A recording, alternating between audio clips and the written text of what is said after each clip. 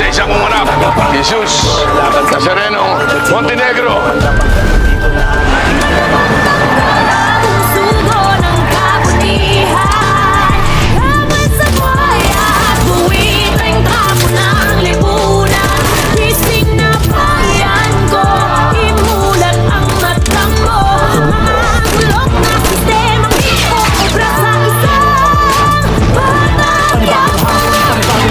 Ang nakaatang sa balikat ng aking tagapagtanggol ng bayan. Pagpatuloy ng maling sistema ang nakasanayan upang ang mga kababayan ay may